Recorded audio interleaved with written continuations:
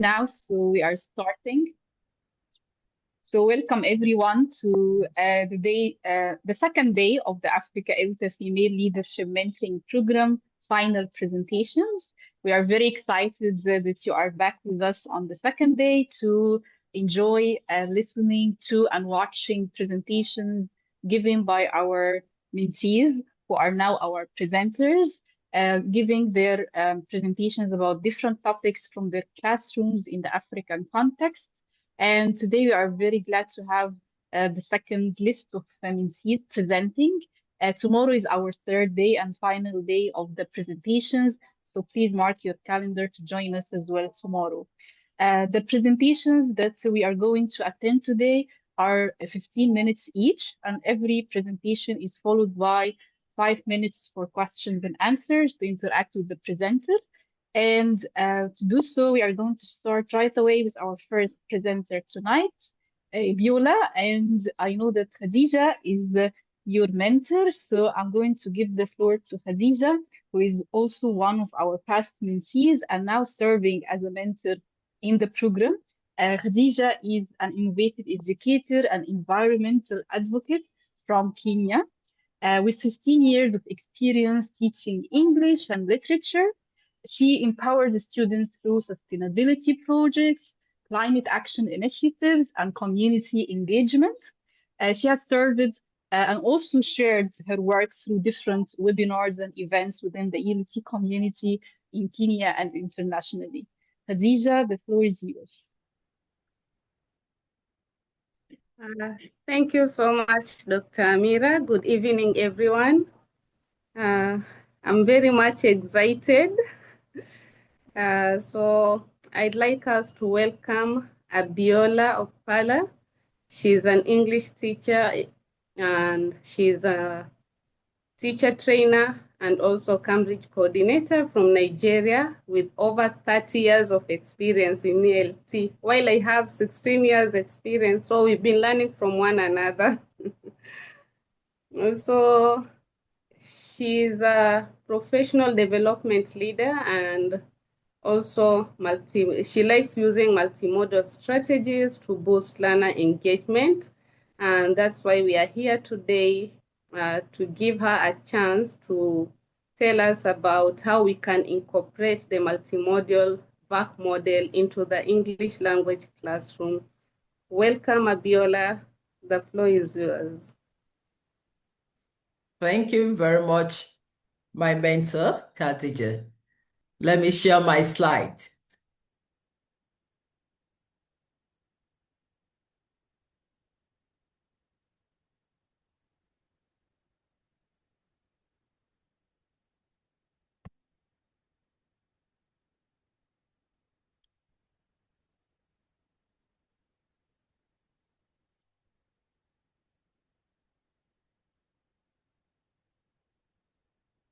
In today's digital age, we have learners with diverse learning preferences, and they are exposed to diverse communication modes, text messages, Facebook posts, memes, video, and emojis. Sometimes this exposure leads to distraction or lack of attention in the classroom. Our topic today is incorporating the multimodal back model into the English language classroom. We have three main objectives today. One, to explain VAC model. Two, to design English language teaching multimodal classroom activities. Three, to incorporate these multimodal activities to the four basic language skills: reading, speaking, writing, and listening. Now I want you to look at these pictures. This picture.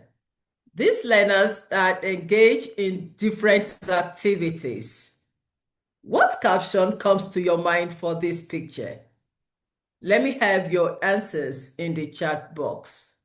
What caption comes to your mind for this picture?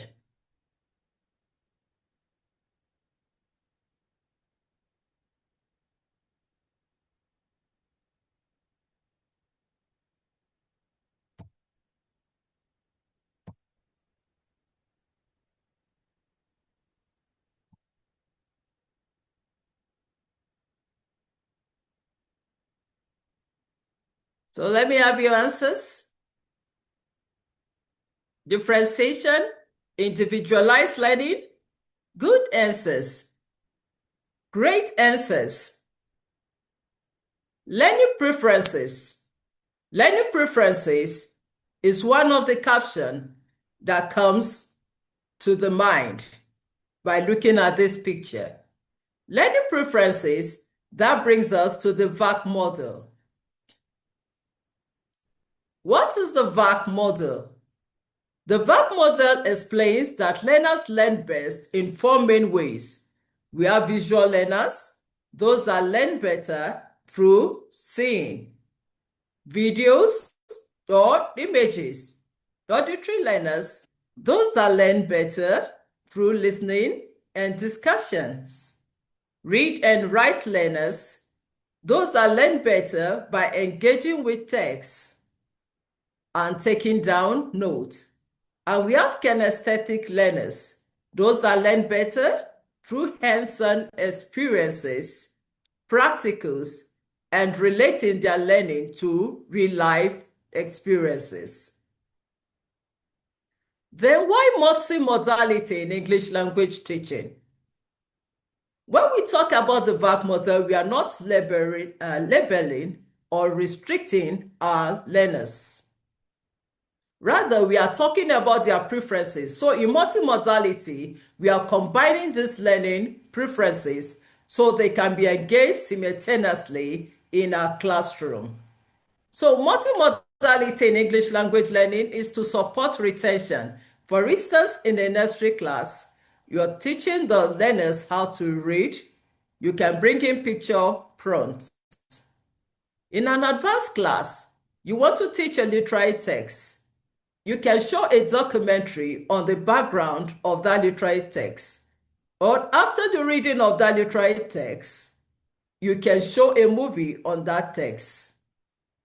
Multimodality is for engagement for all levels. Now let us look at some of the activities that I carry out in my classroom. We are going to start with the reading activities. There are so many activities here, but let me just talk about a particular activity I enjoy using during my reading class, which is the read out loud activity.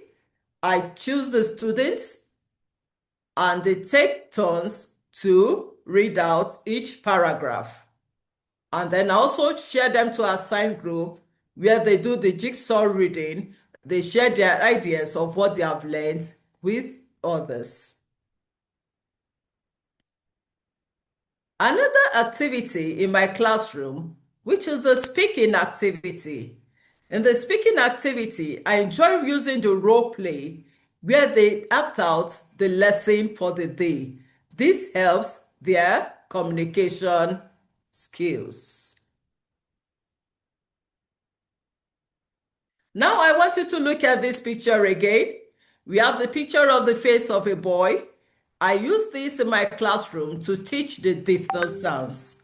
And you are going to see how by watching and listening to a video on diphthongs.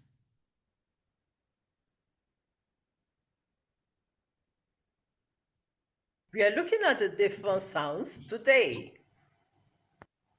Look, listen, say, demonstrate, and write. Oi as in boy. Oi as in boy. I as in I. I as in I. A as in face. A as in face. Ear as in ear. Ear as in ear.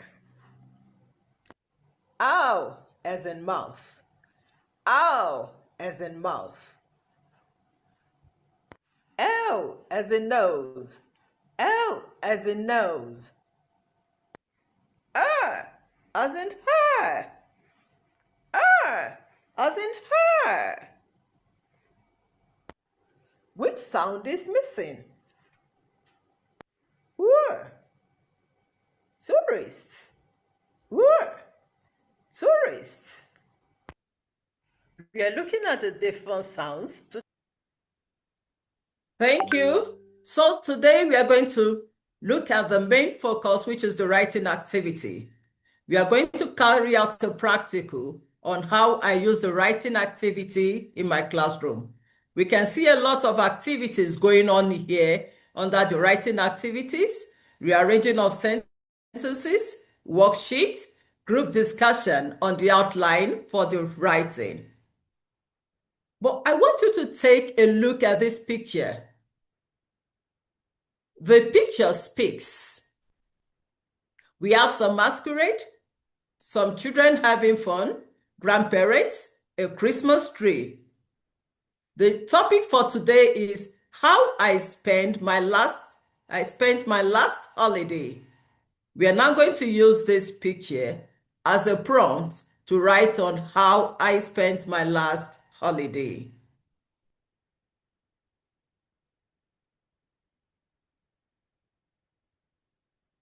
Now with the picture, we are going to look at how we can rearrange some sentences to write a story on how I spent my last holiday. We have looked at the picture and there are so many ideas, so many things to be written. Rearranging the sentences now will serve as a guide for us to write the story on how I spent my last holiday. Let's look at the instruction. Using the numbers, rearrange the sentences below to write a story. We have number 1, 2, 3, 4, 5. You're going to look at the introduction of the story, and if the introduction is number 2, you're going to write number 2 as your first number in the chat box, the next correct number, and subsequent numbers. Let me have your answers in the chat box. Just the numbers?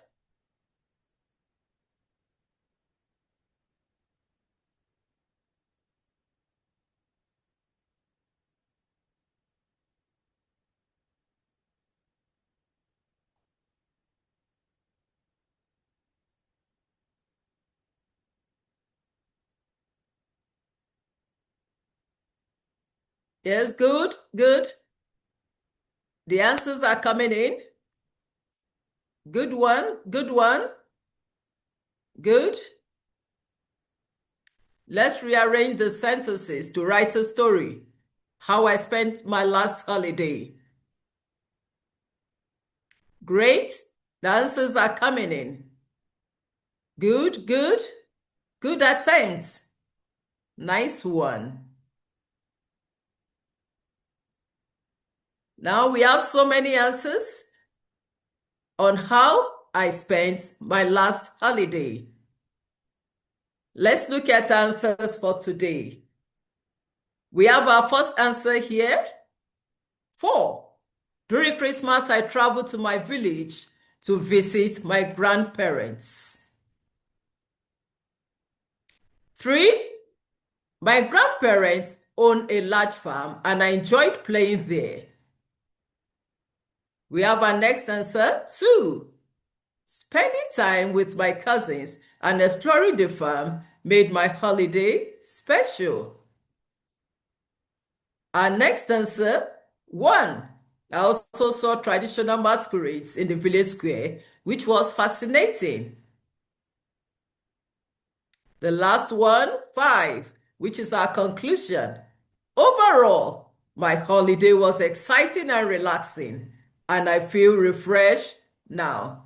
I guess you all have your answers correctly, so good job. 4, 3, 2, 1, 5. Thank you.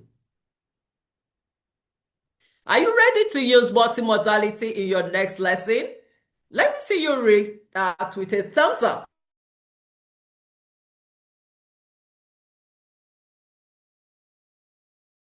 Let me see your thumbs up. Thumbs up. Thumbs up, everybody.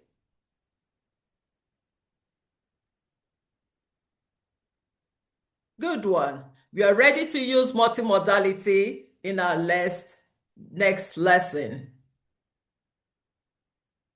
In conclusion, the use of multimodality is to engage diverse learning preferences in our classroom simultaneously. This is to boost understanding and retention. We can also use multimodality for assessment and feedback. For instance, when I want my learners to learn a poem, I enjoy using WhatsApp, which is more accessible. I type an instruction to them on the assigned poem. They now send a voice note. After learning the poem, some recite, some rap, some even sing the same poem. I give my feedback on the general class platform using a video clip where they can see my gesture, they hear the sound of my voice, they listen to my intonation. I correct them on their areas of improvement, and I also motivate them on their areas of strength. I also give individual feedback using voice notes and emojis, which I enjoy using so much. I enjoy using thumbs up to encourage them that they have done a good job. Multimodality is fit for every level of learning and learners.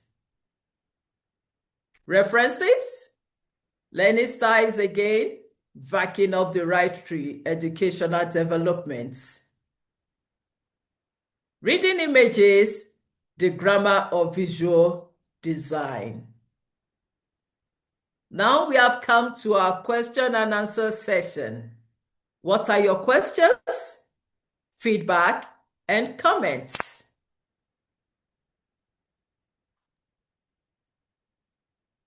Thank you very much, Viola, for your presentation.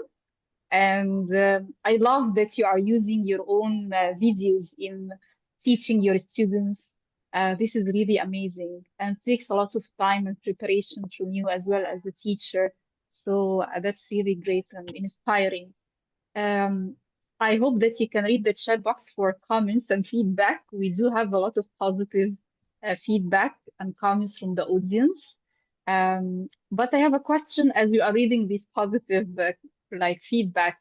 What motivated you to create the videos yourself to teach your students these lessons and not really use ready-made videos online? There are so many good ready-made videos online. I use them side by side or along with my videos. But what really motivated me in creating my own video? In creating my own video, the learners can relate with me. It's as if I'm just standing before them in the classroom to explain the concept using multimodality. And the learners are exposed to diverse communication mode. So the video is more like what they are exposed to on the social media, where they see the person demonstrating, they see the caption, they listen. A lot of multimodality activities are carried out. So I am replicating what they are exposed to in the social media in the classroom using my personal video. Wow. And what is the age group for your learners?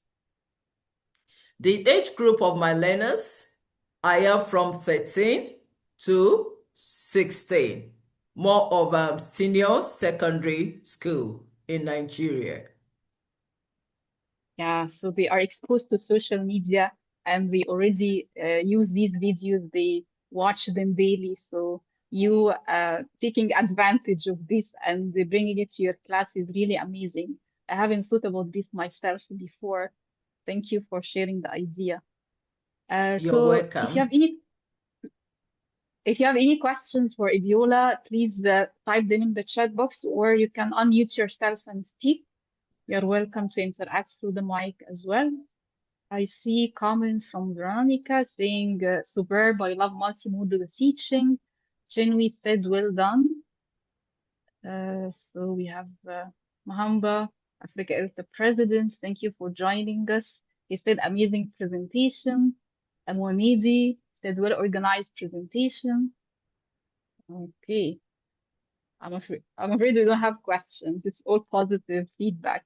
And I love that your presentation was very practical, so we can get the ideas and go back to class tomorrow and start using them. So thank you very much, Ibiola, for sharing them with us. You're welcome. Okay, so I think we got inspired to start a great evening today. We are going to move now to our next presenter. So let me stop sharing here. And our next presenter will be Chenwi. And the mentor is Letitia. I saw Letitia. Oh, she's here. Okay, so Letitia is a multiple award-winning educator from Ghana. And so far, she is the only uh, teacher we had from Ghana in the program. I hope in the future we get more teachers from Ghana. She's a strong advocate for cross-cultural communication and global citizenship education. She's also a member of the Africa ELTA Professional Development Team. And we are very proud that she's also one of our past mentees in the program who came back to become a mentor, an amazing one. So Letitia, over to you to introduce Chenmi. Yes. Good evening, everyone, and greetings from Ghana. I am happy this evening to introduce my mentee, Chinwe Barinem Odo. Chinwe Barinem Odo is a language educator, a teacher leader, and a change maker from Nigeria.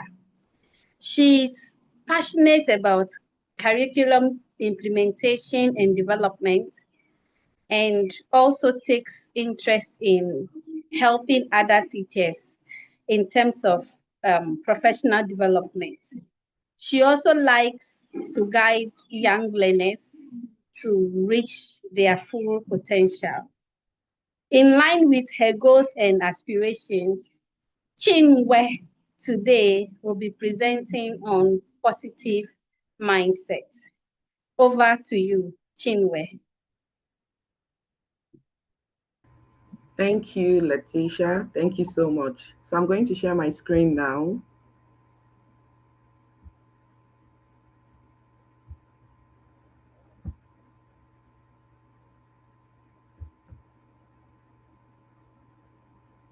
Can you see my screen? Yes, it's loading now. Okay.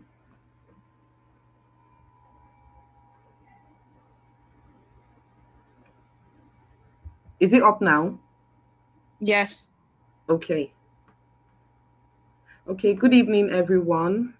Good evening, Africa ELTA.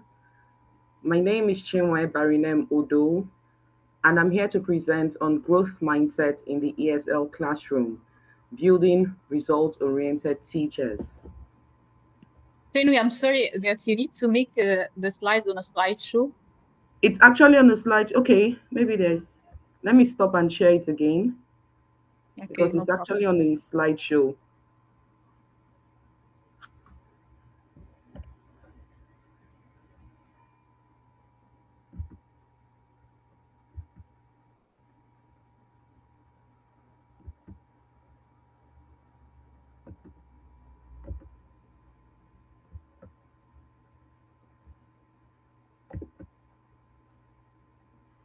Is it up now? Yeah, we see the slides. You need to enable slideshow from the beginning, I believe. Yeah, I did that. Yeah, just type from beginning. Oh, sorry, click on from beginning. You have it at the top. Yeah.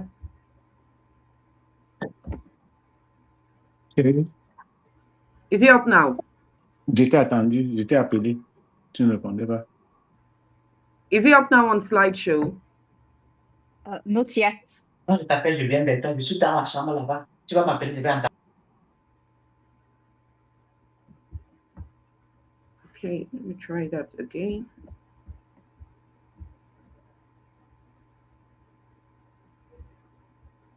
Sorry, let me try that again because it's.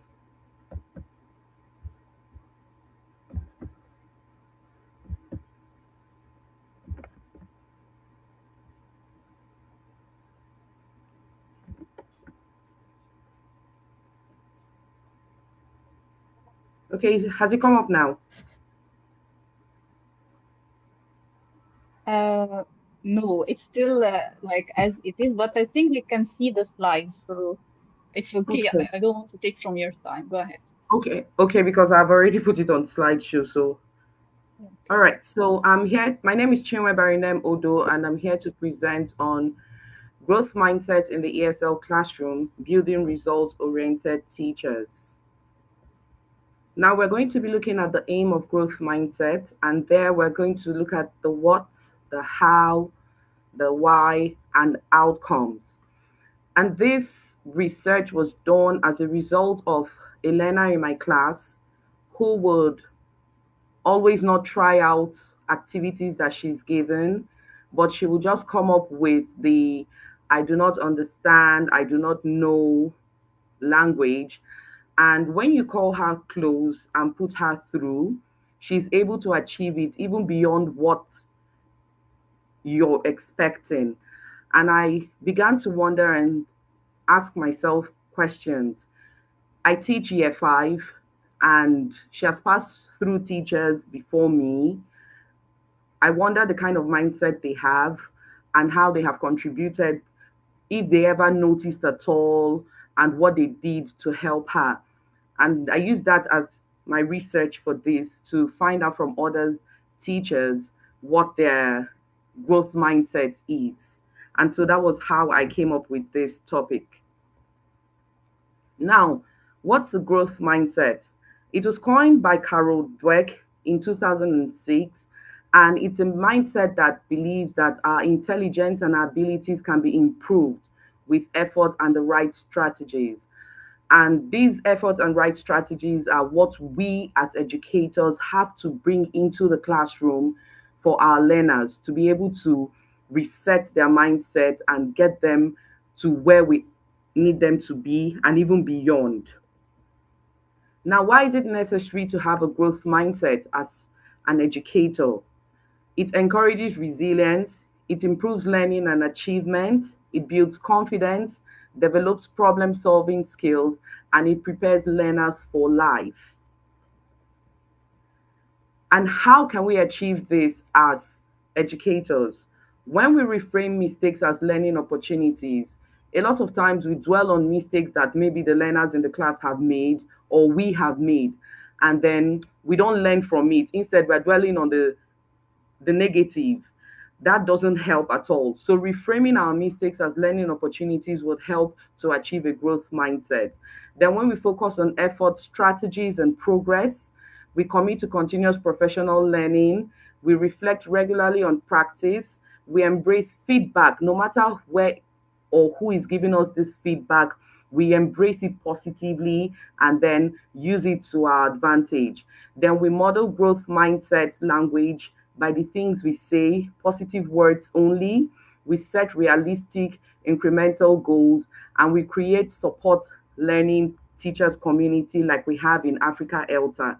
That can actually help us to achieve a growth mindset because we're learning from each other and building ourselves up in a positive way. Now we're Chinwe, going to. I'm sorry. I'm sorry to interrupt, but the slides are not moving. Oh my. So you can see now the title slide only.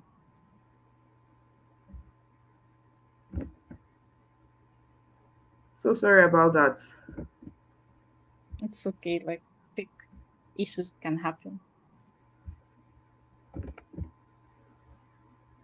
So what can you see now, please?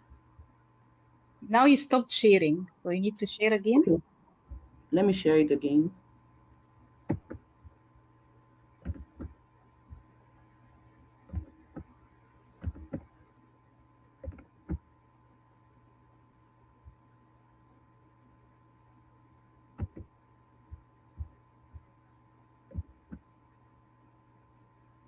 So what can you see now? We can see slide number 6. Okay. Is it the outcomes? Yes. Okay, so that's where I am now. Thank you so much, Amira. Yes, All welcome. right, so we're going to be looking at the outcomes.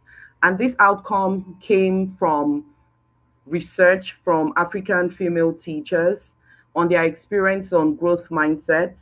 These African teachers are from the different regions in Africa, not just from one part. So you would hear from the western part, the east, the south, and the north.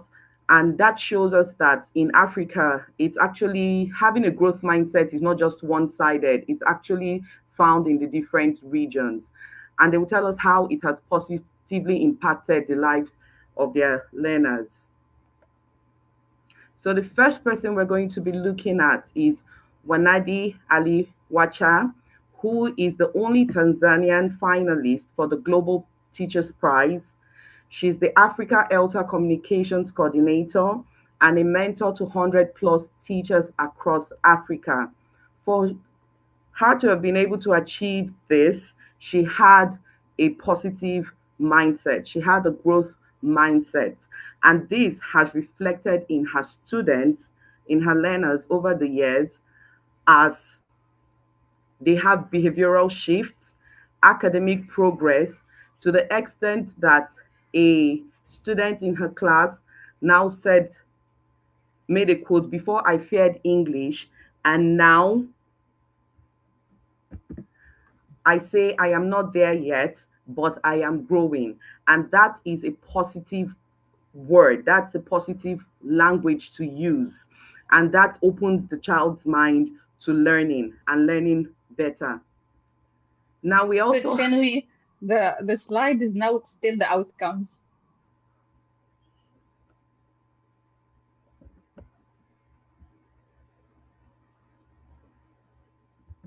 Okay, so now it's Mwani's slide. I can personally listen to you talking without the slides, but since the slides are part of the presentation, we want to see them as well.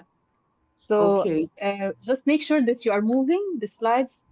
Yeah, now it's working. okay, so it's Okay, working now. yes. Okay, so am I on Yivri's slide? Yeah, this is the one we can see. Okay, so the next person we're looking at is Yivri Rasifatu Tomber, who is a PhD candidate in education and social justice at the Birmingham University, UK, a multiple award winning teacher and a teacher educator with some outstanding, like the Fulbright Teaching Excellence and Achievement Program and the Hornby Scholarship. She was able to achieve all this because she had a growth mindset, and this has translated into her classroom transformation. Growth mindset has changed her learners' beliefs about learning English. She reframes mistakes as learning opportunities. The confidence in her children have grown.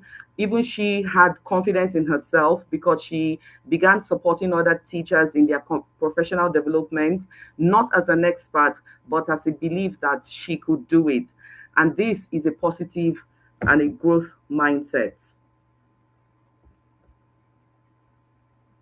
Sorry, did the slide move?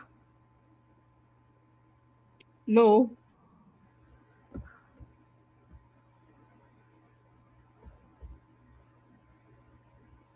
Has it moved now? No. Okay, let me stop sharing and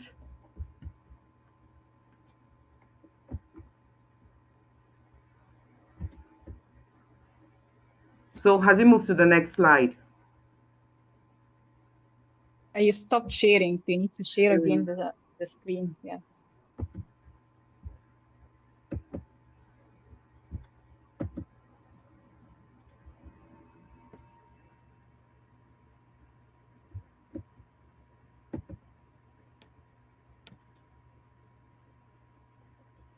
So did it move? Yes. Okay. Yes. Okay, so the next person we're going to be looking at, thank you, is Dr. Amira Salama. Dr. Mira Salama is an English instructor, a course coordinator, and an education leader with over 15 years of experience in teacher development, curriculum design, and inclusive education. She is the past chair of TESOL Research Professional Council, the past president of Africa ELTA, and the brain behind the Africa ELTA Female Leadership Program. And with this, she's able to develop a growth mindset that has led her to having this program that we're on, as she is leading more women into developing leadership skills and abilities. She shares her professional language to support teachers beyond technical training, especially around confidence, positive leadership, and reflective practice. She seizes opportunities to collaborate, network, and not compete with anybody. She's a mentor to others, and then she gives positive peer learning space like we have here on Africa ELTA. Now, the last but not the least is my mentor, who is Letitia. Letitia's growth mindset shaped her professional development by her desire to learn from others. She is the Ghana Teachers Prize winner for 2025, second runner-up, a Fulbright scholar, which came from her students having a pass rate from 9% to 55% in literature and English within 3 years. This was what even led her into winning the Ghana Teachers Prize. I have also developed a growth mindset as an English language teacher, and I have used the power of yet in my classroom, which I still do. So I tell my learners, I don't understand it yet. So we don't say, I don't understand it, but I don't understand it yet. So with that word, everybody tends to, not tends, but everybody reminds each other. You don't say, I don't understand. You don't say, I don't know it, but we say, we do not know it yet. And then we brainstorm together and figure it out. Now, there are several frameworks to help us as English language educators to develop a growth mindset. You can use the GROW model, the SMART goals, the YET framework, the LEARN model, the FAIL framework, the ACT framework, the POWER framework. Not doing all at the same time, but just picking one. Another thing that I do in my class is using affirmations. So we have daily affirmations that we say before our classes begin, and then I insist on them using the power of yet. So it's a class, it's like a song now in the class, the power of yet. I can't do this yet. I'm not good at this yet. I don't understand this yet. It doesn't work yet. This doesn't make sense yet. So because we have the power of yet, we are able to change our words, and then our mindset is changed. I have come to the end of my presentation. Thank you so much for this opportunity, and questions now. Thank you. Thank you very much, Chenwi, for your presentation. Use the growth mindset yourself when you face technical issues and you are still presenting with confidence. You didn't get confused or anything, and you kept going. A very strong voice and a very nice presentation as well. Thank you for sharing this, and thank you for trying to help You. your students with acquiring skills beyond the English language classroom that would really like be transferable to other courses and other subjects that they are learning and even in their Yes, life as well. This is very yes. important. Thank You you. also, I want to also like applaud your effort to collect some data for your presentation and do some like mini interviews with the people that you have cited in your presentation. So that's really a great work, hard work that you have done. Thank you very much, Chen, for your Th- presentation. Thank you. Thank you so much, Amira. Thank you. Reading the comments in the chat box, Letitia said, well done. Veronica, congratulations. Wanizi said, congratulations. I love your energy. I do as well, Wanizi. Very positive energy. So I have a question for you about the impact of these activities on your students. Okay. What is the impact that you have seen yourself? Okay, so the student who actually made me wonder about this, she's now taking ownership of her learning. She's in a comfortable place now of trying new things, taking risk. And there's an instance of her. I wanted to retest some students last term, and she just sat somewhere and kept calling her name, calling her name, calling her name. So she was surprised that her name didn't come up by the time I was done calling everybody who had to retest. So she was shocked. And then she resumed this term with a positive energy, ready for learning, and she's making progress. She's making progress, and every other person is learning from her. Wow, that's really a great impact. Yeah. Um, and it really like motivates you as a teacher, seeing your learners acquiring these skills and coming back more confident and more positive Yes. about their personality and character as well. Yes. Um, so congratulations, Chinwe, for your effort as a teacher, first with your learners, and Thank second for you. this amazing presentation. Thank you. Thank you so much. Thank you so much. Thank you so much. Most welcome. You can keep asking questions and interacting with the presenters in the chat box. They are here to also respond to you even after Okay. the presentation is done. So thank you, Chenmi, again. And we are going to move now to our third presenter for tonight, who is Winifred. And I know that Dr. Amina is her mentor. So I'm going to introduce Dr. Amina. She is a diversity, equity, inclusion, and intercultural communication consultant in the field of ELT. And she holds a PhD from the University of Southampton, where she worked on intercultural representation and dialogic pedagogy in Algerian English secondary school settings. She is also a current community coordinator for TESOL International Community. Uh, TESOL International Introspection and past co-chair. It's a long bio, so I'm just trying to be selective, not to take much time. As a consultant, Dr. Amina works with publishers, ministries, and education institutions to ensure a fair and equitable representation and inclusion of minorized groups and people of the global majority. I'm also very excited to have her with us this year for the second time. And she's also one of the very dedicated mentors we have in the program. So over to you, Dr. Amina.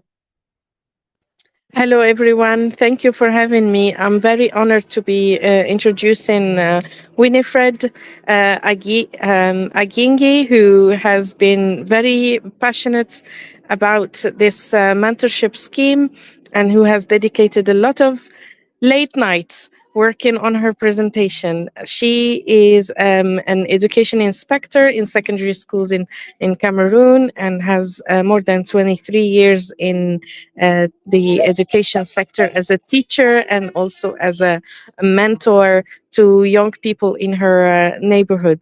Winfred will tell you a little bit more about her work. I'm just simply honored to have been able to work with her. It's your turn, Winifred. Good luck. Thank you very much, Dr. Amina. Good evening, everybody.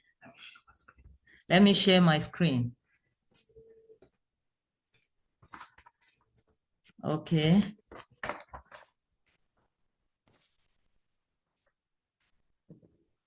Yeah, thank you very much for this opportunity to be able to present on Africa ELTA. This is a very prestigious platform. And tonight I'll be presenting on using authentic materials to supplement textbook gaps in disadvantaged areas. The objective of this presentation is to highlight the limitations of solely relying on textbooks to present appropriate lessons in disadvantaged areas and to present alternative resources that can enhance better learning lessons. I will now go through the brief outline. For the outline, we have the introduction, definition of terms, context description and challenges I observed. Example of the use of an authentic material, suggested solutions, and conclusion. Okay, we have the introduction now. I would like to talk a little bit about a regional pedagogic inspector in Cameroon. So the role of the regional pedagogic inspector, among other things, includes monitoring and supervising all educational activities within their region, providing guidance and support to improve teaching practices and student learning outcomes. So the regional pedagogic advisor is there to advise, to help teachers in presenting better lesson plans. The regional pedagogic inspector also plays a key role in making sure the competency-based approach is effectively applied in schools. Talking about the competency-based approach, this is an approach that is learner-centered and oriented to real-life situations. It is a method of teaching that promotes skills, attitudes, and knowledge. It focuses on what learners can do with what they have learned. So during monitoring activities as a regional pedagogic inspector, there was a situation that was recurrent. That is, I realized with embarrassment that many teachers exclusively use the textbooks as the sole teaching resource. And Albrecht et al. 1991 say, textbooks are a central part of any education system. They help to define the curriculum and can either significantly help or hinder the teacher. So this means that the textbooks have their place in the English classroom. But if a teacher decides to use solely the textbook, it's going to become a big, big problem. So if we look at the image I'm sharing now, we'll see a teacher who is using the textbook to teach in class. So what do we notice?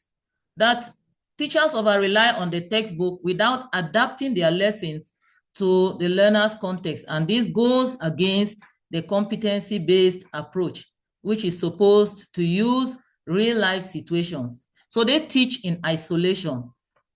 Another observation that I noticed while on the field was that teachers ignore the syllabus and they teach mostly the reader, and they will concentrate only on one aspect of the reader, which is grammar. So the other skills like reading, listening are ignored because they rarely teach them. So this makes teachers to be imprisoned by the textbook.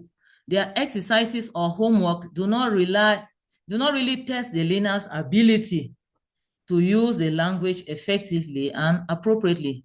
So this is what they give as homework. Go to page 125 and do exercise 2.3. So as a pedagogic inspector, when you come, you will not know whether the homework actually tests what the teacher had taught. So the result of this is that teachers neglect using other important teaching tools or authentic material and instead rely on traditional methods or outdated resources to teach.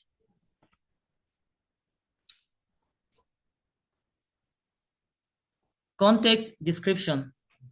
No, before we go to the context description, we now have definition of terms. Let's define some of the terms we have used on our topic, authentic material.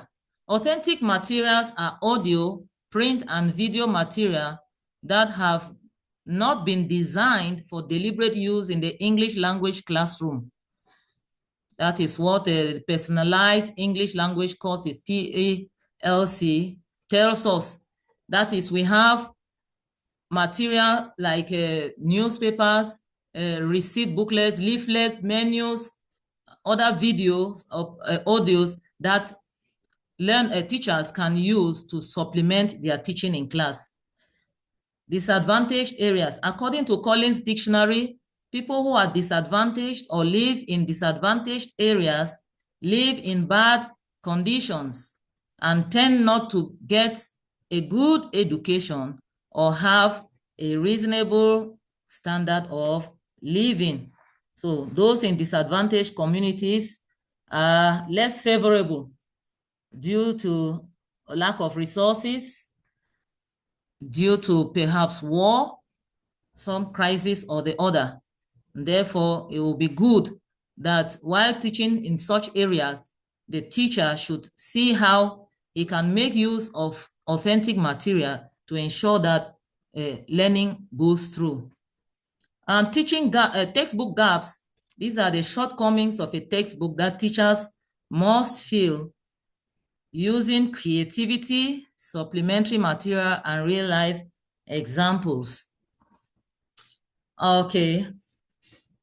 I would like to talk about the context description and challenges observed in the schools I inspected in Cameroon. What I noticed was that the textbooks that the teachers use, some of them are outdated and may have insufficient material to cover a topic or subject area. Textbooks may not be available to keep up with the frequent changes. Neither can writers keep up with the changes. So as we go through life, we realize that things keep changing.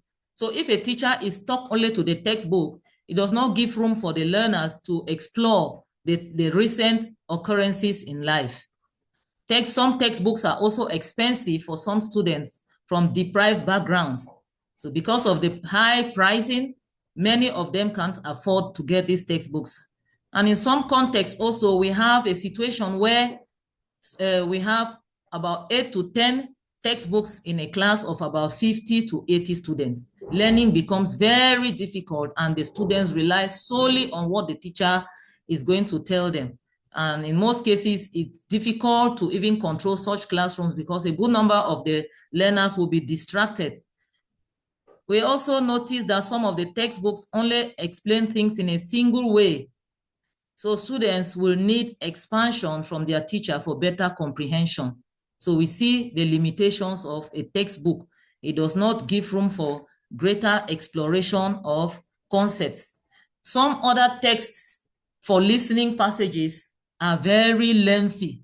So by the time a teacher explores a listening passage, the students cannot readily answer the questions well because the passage may not be appropriate for learners of a particular class due to the length of the passage. So the teacher takes, according to Hartman 2021, the teacher takes the material from the book without selecting suitable material, which means that once a teacher takes a textbook to use in class, he's supposed to make sure that he designs a lesson and selects what could be appropriate to teach the learners. But what we realize is that they just go from page to page, page to page. And so the syllabus is not properly taught. So at this point in time, I wish to present an example from a textbook. Taking on this textbook page, we have taking a healthy, balanced diet. And on the image that we see on the screen, we can see someone doing a physical exercise alongside with other meals that have been exposed, fruits, and then one traditional meal. So what we realize is that this image from the reader is flawed because, first of all, a balanced diet includes all food groups, carbohydrates, protein, fats, and oil, and so on and so forth. But this picture does not really explore all of that. Learners may mix up the diet and physical fitness. So if the teacher does not deliberately differentiate between physical fitness and a balanced diet, learners in disadvantaged areas may think that physical fitness is the same as a balanced diet or a diet. So there is this mix-up. So we see that the textbook is flawed. Some of the fruits that we see even on this page do not even represent the learner's home realities. We see grapes there, those tiny grapes, they are not found in Cameroon. We don't plant them here. We can only order them from abroad. So it doesn't really reflect the learner's reality. We now see that the reader cannot be used as the sole resource in teaching English language lessons. So what should we do then? We can make use of authentic material. In this situation, we have a menu here from S Restaurant. So we want to see how this can be relevant in an English language classroom. When we look at this menu, we see different meals that have been displayed with the prices there. We see dishes for breakfast and for main dish, for main dishes, what can be offered for main dishes. So in an English language classroom, the teacher may decide to do so much with this authentic material. The teacher can ask the students to do a role play. For example, the teacher may ask 2 students to come out and role play the position of a waiter or a customer. So let's see a short conversation that could take place with this menu if students have to do a role play. A waiter: good afternoon, madam. Welcome to Ace Restaurant. Customer: good afternoon. Thank you. Please, a waiter, please, here is the menu. What would you like to order? Customer: thank you. I would like to start with vegetable salad. Waiter: all right. And for the main course, customer: I would like goat meat pepper soup. So we see that if a teacher exposes the learners to this kind of lesson in class, what are the students going to learn? We'll see their skills will come out.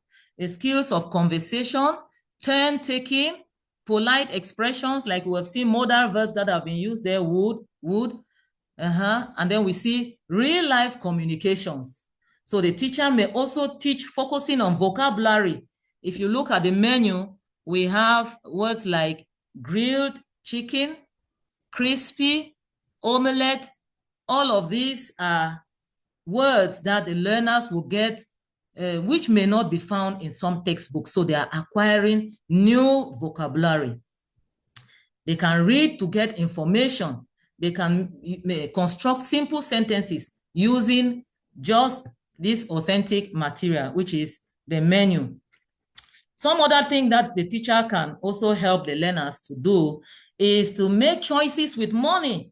They could ask a friend that if your friend invites you out and you have just 3,500 francs, what are you going to do with that money? But before then, the teacher can pre-teach some vocabulary items like price, cost, budget, expensive, cheap, balance, and so on. So they will have the learners have a discussion on what they could use a certain amount of money to buy if they go out. This way, it helps them to know that money is limited, therefore choices must be made. So we see that the menu shows that everyday food choices can be discussed in English and it can be used to promote healthy eating. What am I going to suggest now to the teachers? That they should use authentic materials like menus, newspapers, magazine articles, leaflets to supplement lesson preparation. There's so much they can get from their homes to use to teach. They could even use things like toothpaste packages. They bring containers, they bring wrappings for sweets, and they use them in their classroom to supplement the textbook. They can also make use of technology like pictures, videos, audios in their classroom. They could use audios for their listening passages. In this way, the learners get motivated, they get interested, and they participate more in such lessons. Teachers could also attend in-service training programs to help them adapt to changes. Pedagogic workshops, they can attend pedagogic workshops, they can attend seminars where relevant best practices are shared. They could also visit online platforms provided by their ministries of the teacher's country. They could look out for continuous professional development online. This is just to tell us that the teachers should not be dormant, because there is so much they could learn by exploring other resources and other opportunities that are made available to them. So thank you so much for listening to me. At this point in time, I would like to ask, what has been your own experience with your textbooks? Have you ever felt the need to supplement with authentic materials? Okay. So for references, I made use of Textbooks in American Society by Auerbach, Kelly, Petrie, Weiss. Also made use of the photo of the teacher in the classroom. I got it from the internet. I made use of Using Authentic Materials in Language Teaching, Prime English Learners Book 1, Educational Challenges in Cameroon, The Role of Teacher in Using Textbook, Personalized English Language Courses, English Coach Online are some of the resources that we use. The disadvantages of using authentic materials in the EFL classroom. Thank you so much for listening. I am now available to listen to your questions. They are most welcome. Wow, thank you very much for your presentation and beautiful photo at the end. This was really a very inspiring presentation, because you are teaching us about your context, also telling us about the challenges and the solutions for these challenges that I think teachers in Cameroon and also across Africa, maybe globally as well, might be facing. Because the idea of using one textbook, as you said, and teaching and relying on it all the time is a problem I believe all of us are facing as teachers. So thank you for sharing your experience and very good examples and detailed examples and steps for us to find the solutions. So Thank you. I really learned a lot from your presentation. I'm sure also our audience did. Sandra saying, it's interesting. Thank you for presenting. Sarah said, great presentation, really the relevant topic. Over-reliance on textbooks is an issue that faces many teachers globally. So I don't see any questions. If you have any question, please feel free to type it. Harriet said, great presentation, relevant topic. Yes, I love what you shared about the menu and how we can teach using the menu, with the detailed steps that you have shared. It's really amazing that you are also using the local language of naming certain food or dishes, and the currency that is also local one, to teach students something that they would feel it's more relevant to them this way. Yes, Sarah, you have your hand up. Hi, Winifred. That was a lovely presentation. Thank you. Thank you. Just wondered if you have had the opportunity to share some of your suggestions with teachers, and then have experience of them putting your ideas into practice and how they reacted to those ideas. Thank you so much, Sarah.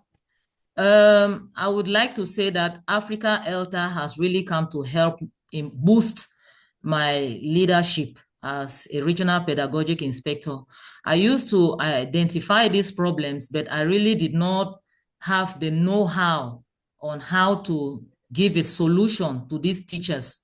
Yes, I was able to identify the problems, but I really did not have sufficient information and material. I didn't even really know how to get this information and material to help the teachers boost their learning. So most of the time, what I was doing was just showing what was wrong, showing what was wrong. But with this opportunity that Africa ELTA presented to me, I feel more comfortable to go back and help the teachers in the field.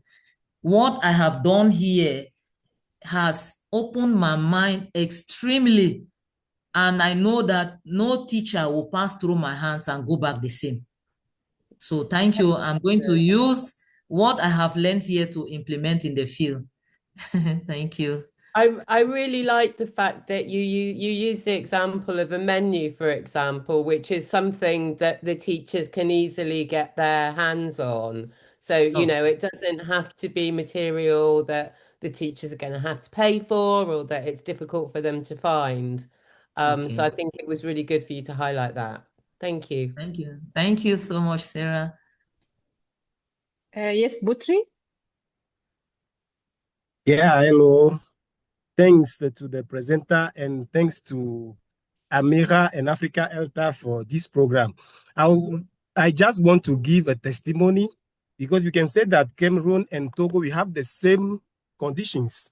And in my classes, I usually introduce authentic material because as she said, some of the textbooks are outdated. I'll give a simple example. For example, if you want to teach football, in some books, you may have players like Pelé and so on and so forth. But nowadays, we have, for example, new famous players like Sadio Mane and so on and so forth. So when you go to the newspaper and you select material, or you go on the internet and you take a material, students are more motivated than if you use the test in the textbook. So just to congratulate Inspector for this presentation. I really like it. Thanks. Thank you very much. Thank you. Thank you. Yeah. I wish we had more inspectors like you, Winfred. You are bringing the solutions as well, not just the problems. Amina said Musala. Yes. We have African examples, yeah. Well, yeah. Any more questions or comments? Just wanted to say congratulations on an excellent presentation, Winifred. You join a cohort of excellent leaders in this group. So congratulations to you all. Thank you. Thank you so much, Amina. You've been so wonderful as well. She used to stay up very late only to help me. And there was never a point when I needed her help that she did not respond immediately. Thank you so much. I'm so grateful. Yeah. Well, I don't see any questions, and I think this is a very good ending to your presentation, Winnie. So thank you again for sharing your expertise and also your solutions with us all, not only the teachers that you know in Cameroon, but also teachers globally and across Africa here. So thank you very much. Thank you. You're welcome. Okay, so I guess we are ready now to move to the next presenter. We have two presentations left. So our next presenter is Judith. And Judith is an English language teacher in a public secondary school in Dar es Salaam in Tanzania with 10 years of teaching experience. She's currently pursuing her master's in adult inclusive education and community development at the University of Dar es Salaam in Tanzania. And I'm introducing her because her mentor, Cynthia, is in a meeting right now, but I'm glad that we are recording this so Cynthia can watch it later. So Judith, can you please open your camera and mic and take the floor? Okay. Thank you. Thank you, Amira.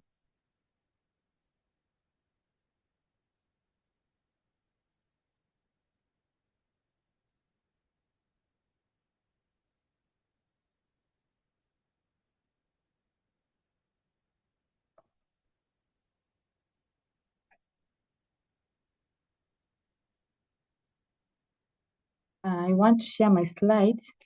Yeah, I just give you access. Yeah.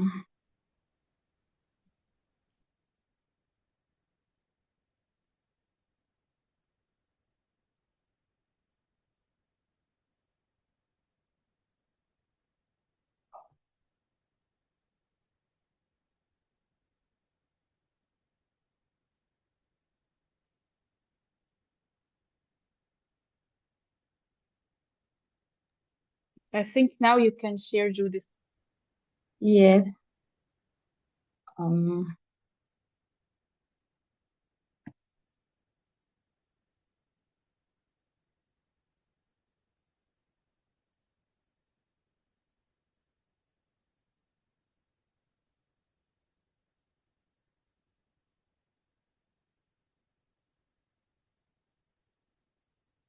mm, is it busy? Did you share your slides? Because we can't see the screen yet. Uh-huh. Mm,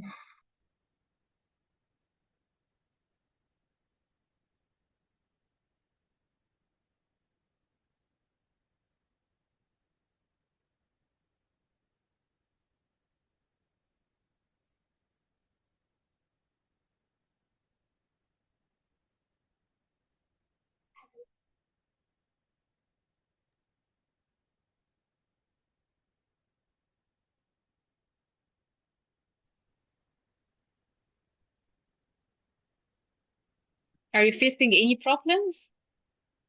yes, I find it difficult. Let me uh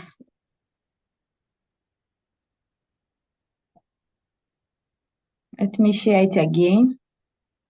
Okay, you need to click share on Zoom and then select the PowerPoint. Yeah.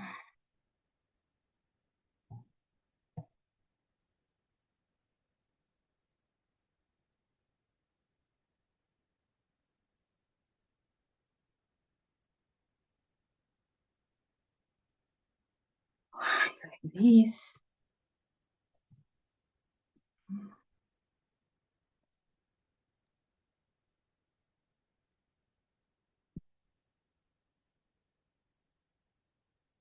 I think my computer is stuck there.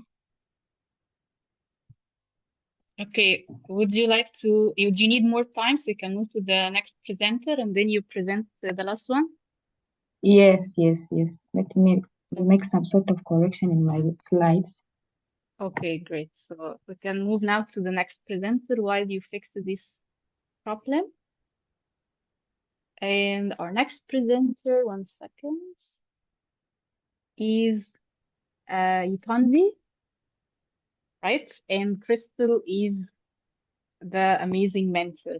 Okay, so we have Crystal and Yutandi as well. So Crystal is a teacher of English and French with 10 years of experience across Cameroon, Ghana, and Canada more recently. She is also a committed advocate for gender equality and inclusion through education. And Crystal also is one of our past mentees and I think a third year mentor, Crystal, if I'm not mistaken. Okay, great. So over to you.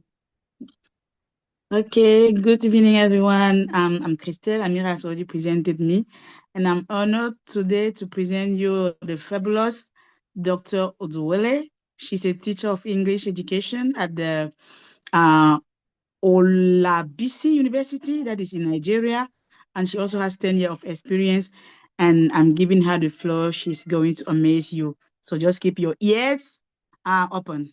Thank you.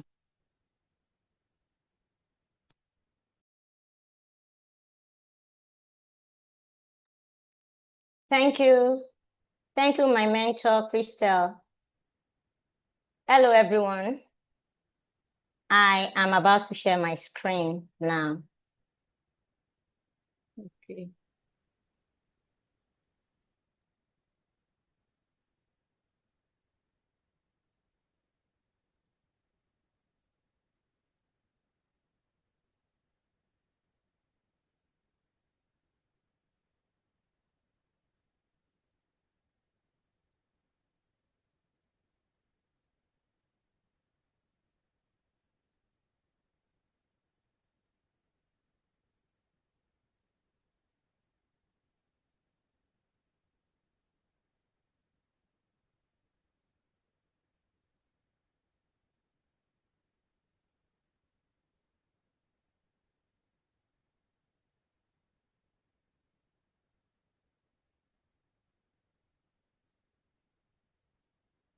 Okay, hello everyone.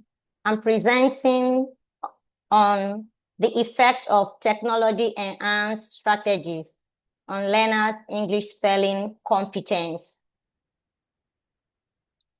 This particular topic, my presentation is organized into 6 distinct segments as illustrated in the slide. English spelling remains a major challenge for junior secondary school learners, especially in second language context where pronunciation and orthography differ significantly.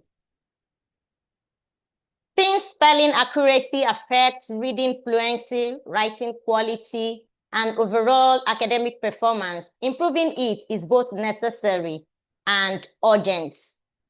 As a matter of fact, Gilang-Jani 2016 and Martin 2024 note that technology enhances clarity and engagement in language learning. In light of this presentation examines how technology-enhanced segmentation, syllabification, and pronunciation-based strategies can improve learner spelling competence. The objective is to design technology-based activities that connect pronunciation and spelling in order to improve learners' spelling skills. Segmentation involves breaking sounds and using digital tools to help learners hear, replay, and match those sounds to letters. For example, the word sieve is broken into 3 phonemes.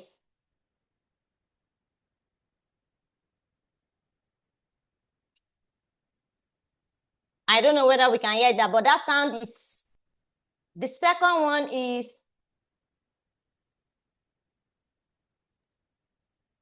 Oh, we can't hear the sound. okay. I'm so sorry. I've been trying to work on that, but I guess I didn't get it. The second one is the sound E, and the last phoneme is the sound V. So when learners get to play this can actually be played, but I really don't know what happens to my speaker. It can actually be played. Once learners hear these sounds, the sound separately, then they can easily link each sound to each letters of the word. The same thing with the word access. Access is divided into 5 phonemes. We have the A, K, S, the E, that's the short vowel sound, and this. We have the short vowel A, the voiceless consonant K, voiceless consonant S, the short vowel E, and the voiceless consonant S.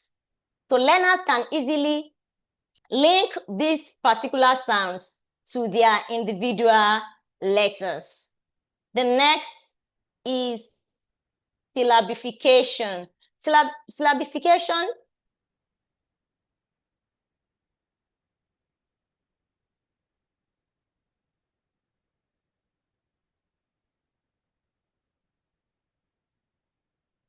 I'm so sorry. The next is syllabification. Syllabification is the division of sounds of words into different syllables. When learners learn to make the syllabification is the division of words into syllables. For example, the word sieve has only 1 syllable. The word sieve has only 1 syllable, and there is the audio side of it. There is the audio column where learners can easily play or listen to the sounds, to the word, to the pronunciation of the word via pronouncing dictionary, so that they can easily understand how the word sieve is pronounced. Please permit me to quickly plug this so that, okay.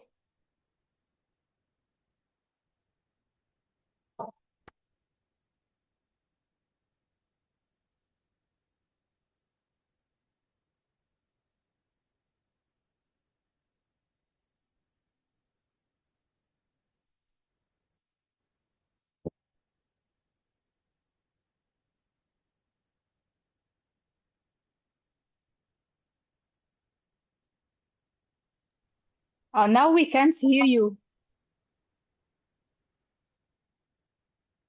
Hello, can you hear me now? Yes, now it's working. Better. I was trying to make sure that you hear the sound, but it's unfortunate. Learners, syllabification enables learners not just to hear the pronunciation, but also to spell words syllable by syllable. For example, the word accommodation is divided into 5 syllables. Learners can easily spell the word accommodation by spelling it syllable accommodation, and it will help them to remove any anxiety that has to do with spelling. The next one is the pronunciation-based strategy.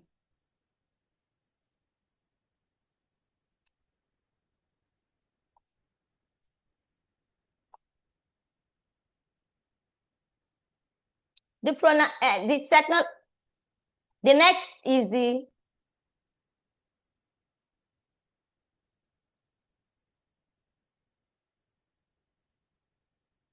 is the technology-enhanced pronunciation strategy. Pronunciation-based strategy links correct speech sounds with spellings. Since many spelling errors arise from mispronunciation, this strategy emphasizes listening and speaking before writing.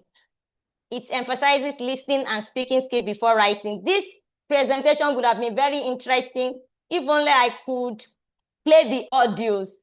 Students will learn to listen to standard audio models, preferably pronouncing dictionary. I make use of pronouncing dictionary. My learners listen to the pronunciation of the word sieve. They repeat it and spell it. They listen to the pronunciation, repeat it, and spell it. The next strategy, this particular strategy reduces spelling anxiety, helps learners manage long words, it improves retention and spelling accuracy.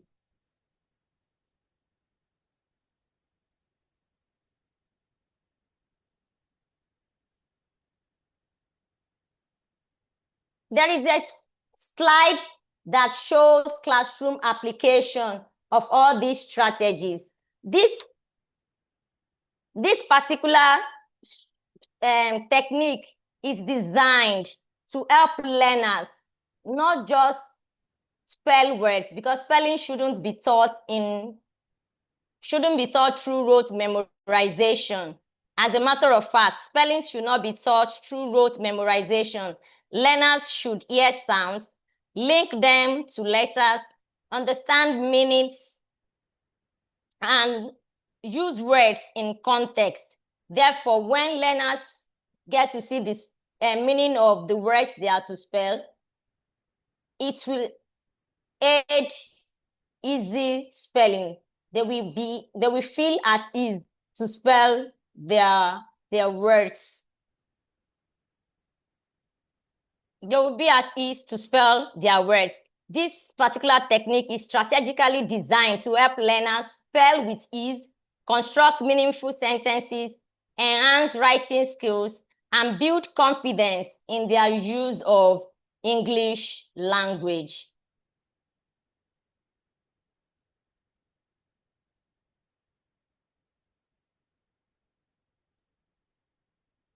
Key takeaways: technology improves spelling. Using digital tools to teach sound breaking, syllable division, and correct pronunciation helps students spell better.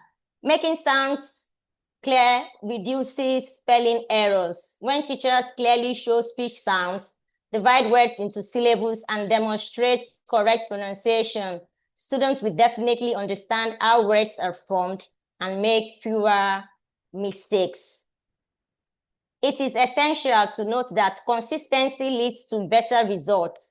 When these strategies are used regularly in class, learners spell more accurately, write more confidently, and feel more capable in English. Thank you for listening. I would like the participants to list 5 frequently mispronounced English words by their students, as well as listing other pronunciation apps they use in their classrooms. Yes, I can't see the responses.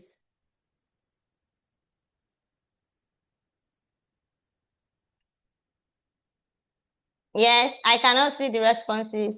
Amira, can you please help me to read out the responses? I really can't see the responses. Yeah. I don't know We whether don't there are have responses. okay, we don't have responses here yet. I think they are thinking. And I have a question about the apps, Adora. So, did you use any apps with your learners? Yes, I do. I make use of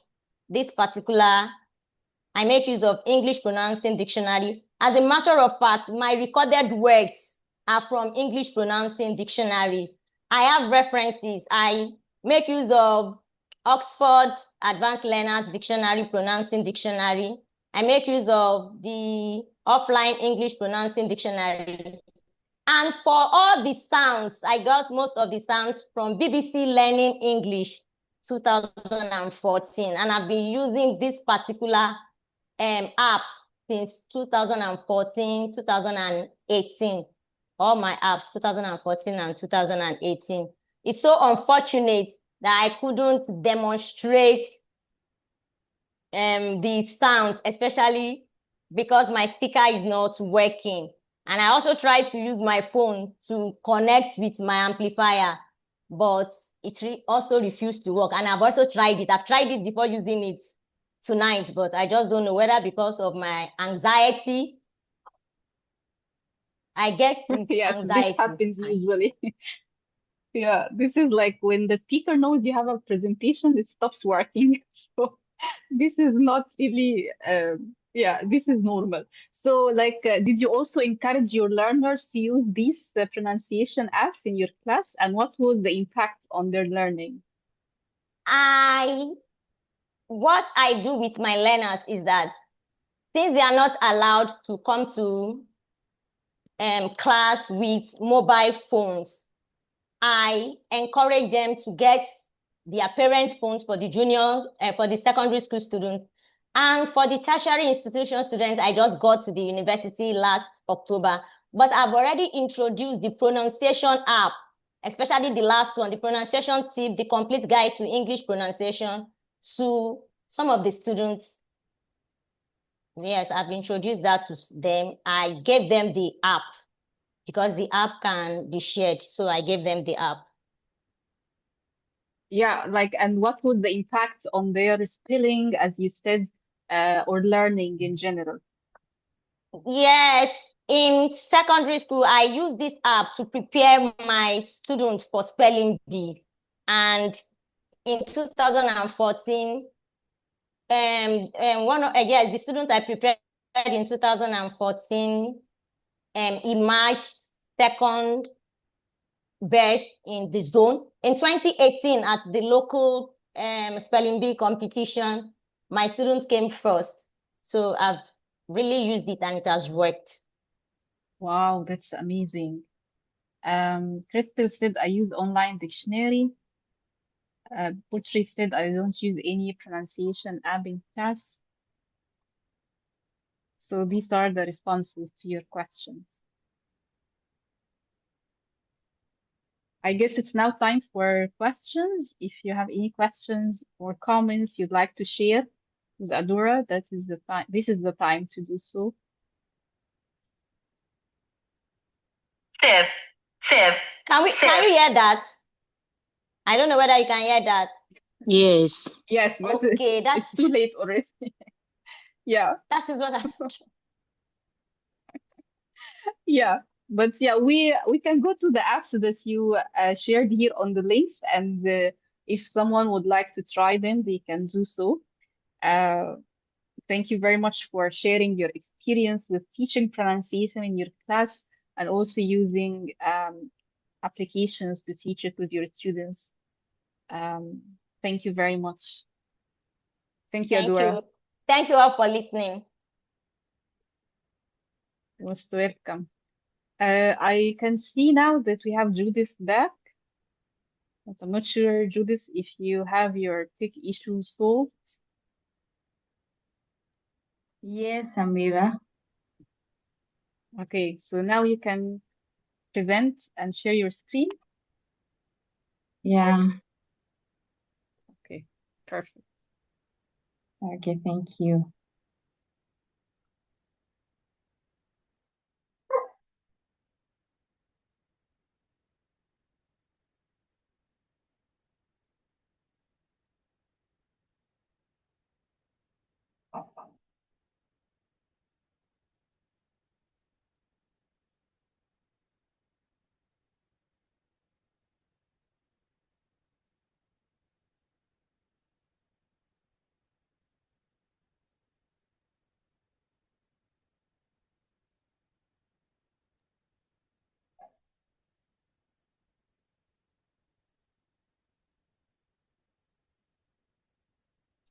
You can see the slides now.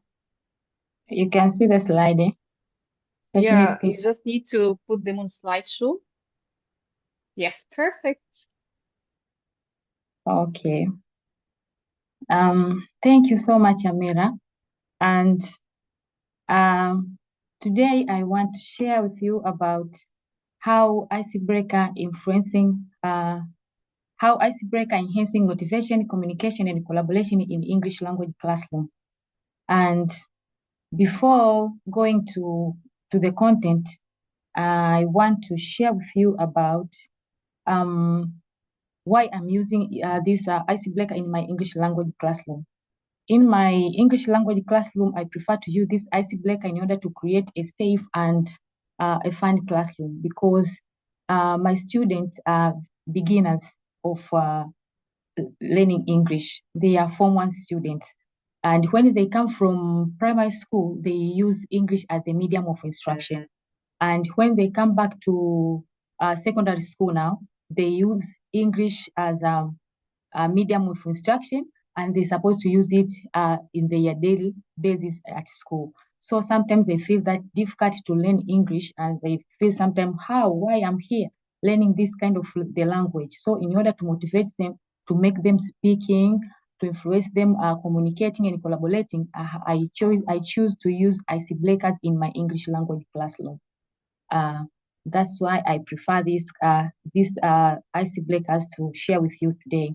And I know that we have a lot of icebreakers, but today I'm going to share with you a few of them, which are most interested to me, as I prefer to use in my class with my students.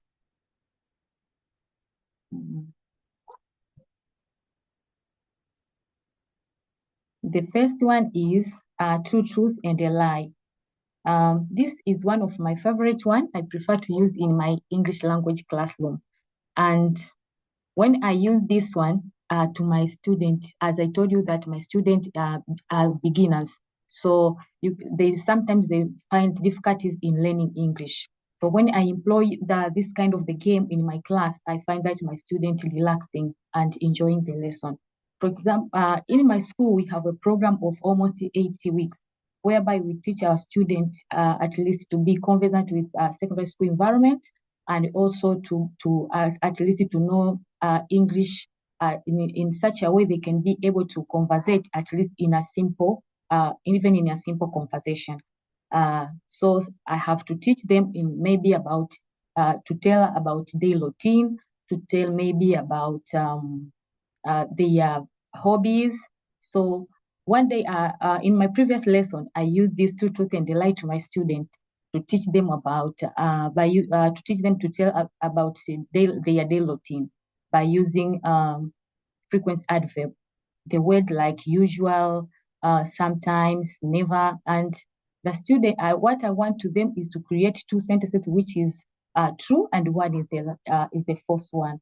And other member of the class, they have to identify which sentence is true and which one is the lie. And luckily enough, I found one student, and although my aim is every student to speak in my class, because this 8 weeks is to make our students to be able at least to fit in all skills of language. And these students provide to make a sentence. And this sentence, the first one was like usual, I take breakfast at 7 a.m. And the second one say that I always walk to school.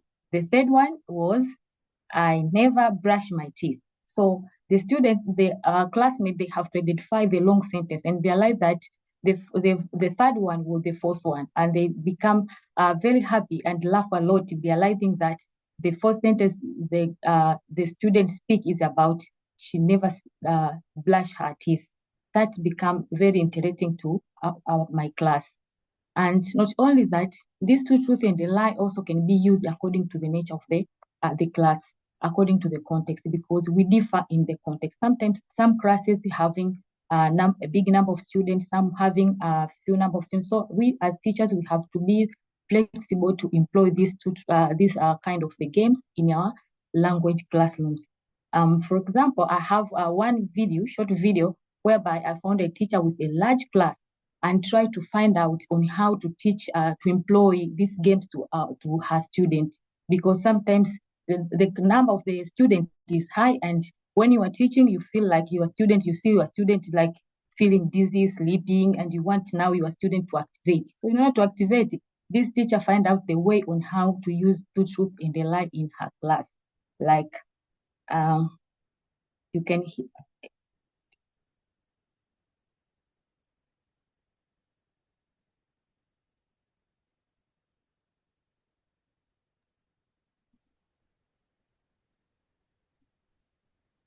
There is no sound, Judith, if you... No sound?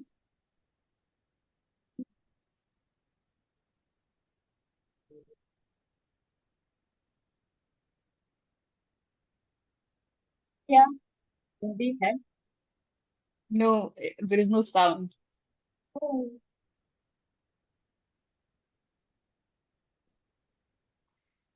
But that's fine. You can go on. Okay.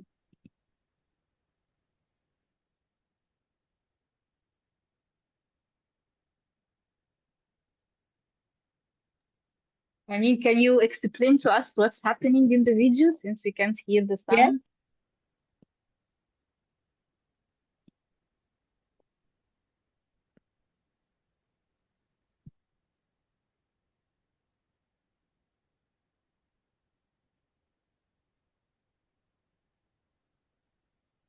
Can you hear me, Judith? Yes. Yeah, so can you explain to us what's happening in the video since we can't really hear the sound? I think maybe voice low, but I keep the voice high. Yes, and up to 100. I don't know why it's not sounding. Yeah, I think it is the Zoom settings. So if you just explain what's happening, I think that would be fine. So I can proceed with other slides. Yeah, you can stop the video and yeah, move on. So I can proceed with other slides. Yeah. Yes. So a teacher seems to be active to this one, to on how to use this two truth and a lie in her class. And another is scavenger hunt game. Also, this is my favorite one. I prefer to use in my class, and whereby my students, as I tell you that they are struggling to learn English. So what I have to do is to engage them effectively. By using this scavenger hunt, I prefer to use when I teach different lessons. For example, when I want to teach about imperatives.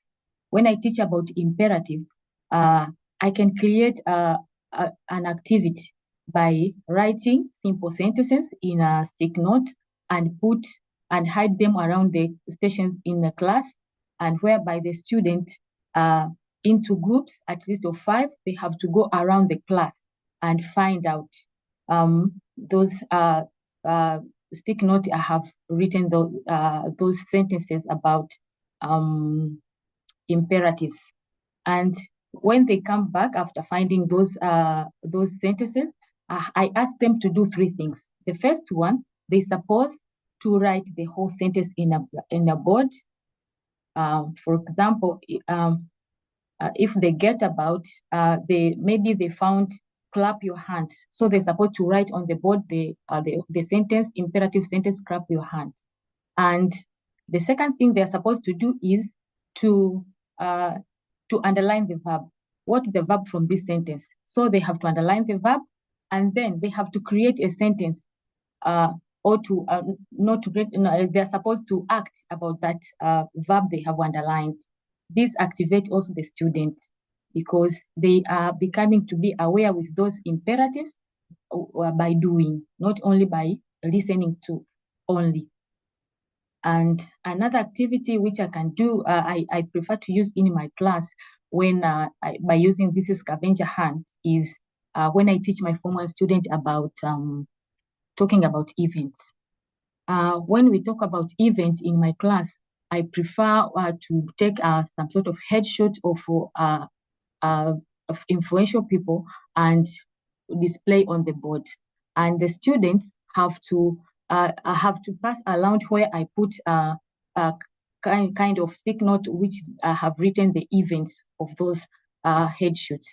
So when they go around the class and find it, those stick notes of which written the events, they come with that with those stick notes and have to read what the event is written. After reading that event, they have to correlate with the picture displayed.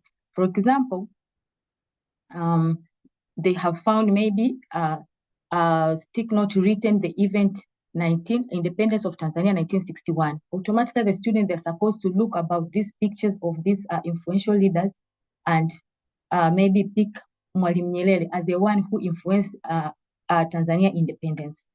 And luckily enough, one of my students find about one among the the first African president in America, and she came out with that sentence, that event, and identified that that's the one who called Barack Obama, and tried to explain more about Barack Obama according the way she understood about him. And I became to realize that involving students in a practical, they can be able even to express the way they find out their role models and to know their interests. Because when she speak about this leader, you become to realize that the student having an idea about this president. So that is the way I can use this scavenger hunt in my class. Nevertheless, sometimes I use emoji feelings check-in. Also, this is my favorite one to my Form 1 students because of their level of language proficiency. I prefer also to use this emoji check-in feelings.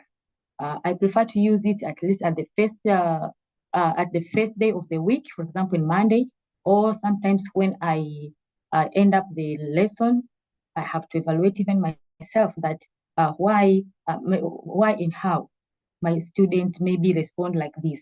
And when I use this, I come to realize there are different kind of emotions they have about the lesson, about their holiday, maybe from home, whatever. For example, one of my Form 1 students chose the sleep emoji when I displayed in my board.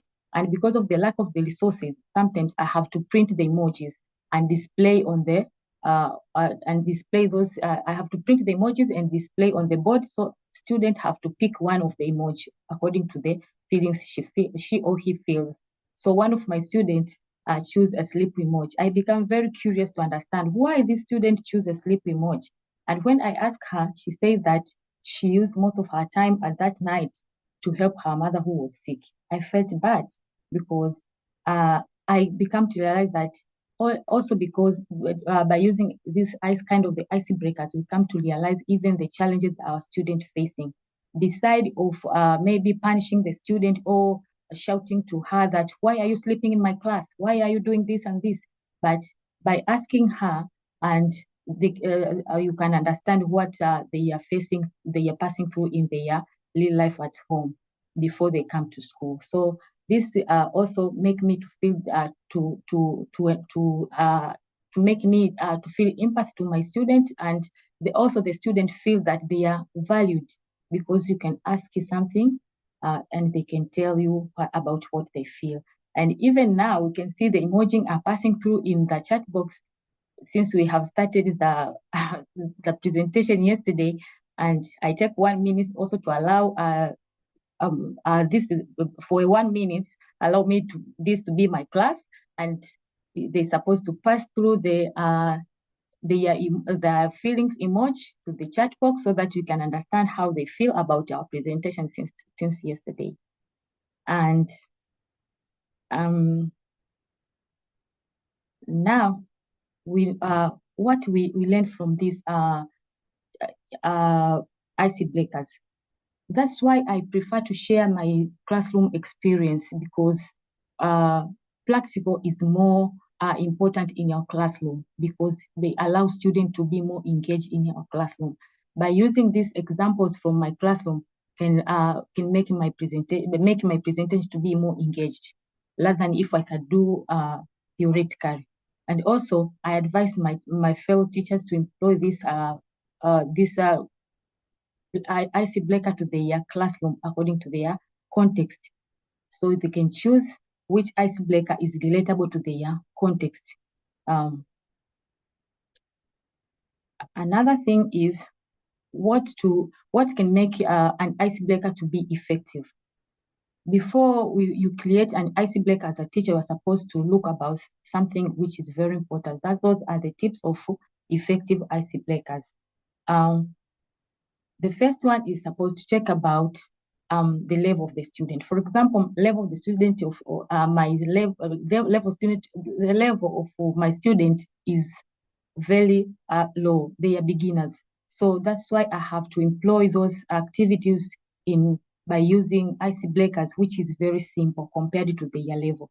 I cannot apply those icebreakers which are very complicated, because we cannot be able to understand. Beside of making them beside of motivating them, they become more boring. So time is very important. Also, Sorry, Judith. Yes. Judith, I'm sorry, you just have 1 minute left. Okay. Also, objectives. As teachers, we plan our lesson plan by using objectives. So we have to consider our specific objective when we create our lesson, our IC breakers. Also, lastly, the physical environment should be relatable with that IC breaker you are using, because you are supposed to engage all students, even marginalized ones should be included.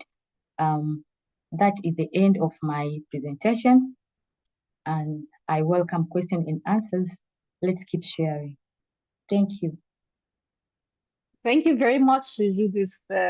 We couldn't have missed your presentation tonight. It's really amazing to remind us of the importance of icebreakers in our classes, to get to know our learners, to get to check in on their feelings before we start the class, and also during class time, as you shared, using amazing and also context-based examples to teach your students about the things that you want them to learn. So thank you very much for this reminder and for sharing your class activities and very practical ideas for teachers watching. I see the comments in the chat box from our audience. Nija said, I love you, Judith. Okay. So Butri said, great. Monidi said, amazing. Nija said, powerful presentation. A lot of fans. Thank you for the positive comments, everyone. If you have any questions or comments for Judith, please feel free to share them through the mic or in the chat box.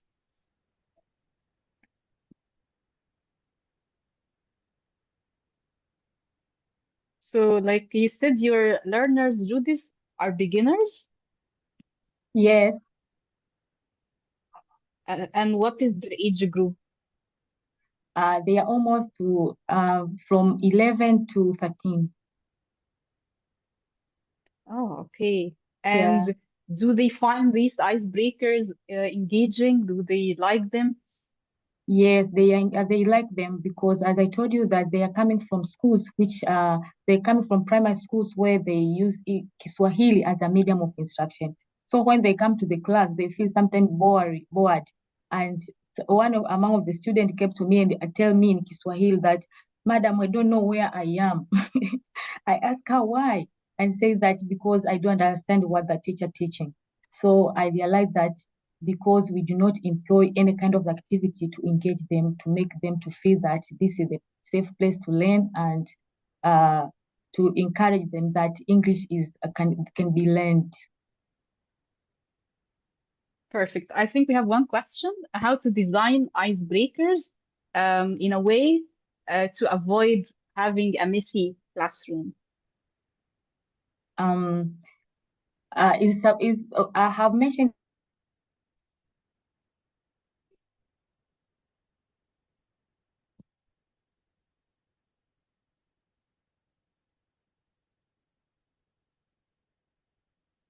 Oh, I think we lost Judith. Okay, thank you, Sandra, saying good effort. I hope Judith can answer this question when she's back, maybe in the chat box. And I believe with this, we have come to the end of our presentations tonight. So I would like to really thank everyone for joining us and for staying till the end. We have taken 2 hours today, and tomorrow we are going to continue with the rest of the presenters. The final webinar is taking place tomorrow at the same time. Thank you very much for staying and for supporting all our presenters tonight. Yeah, great presentations. I agree, Sarah. Thank you as well for staying. And thanks everyone for your great efforts, mentors and mentees. Tomorrow we meet for the final webinar with more presentations and closure to our program. Thank you, everyone. Have a great evening. We'll see you tomorrow.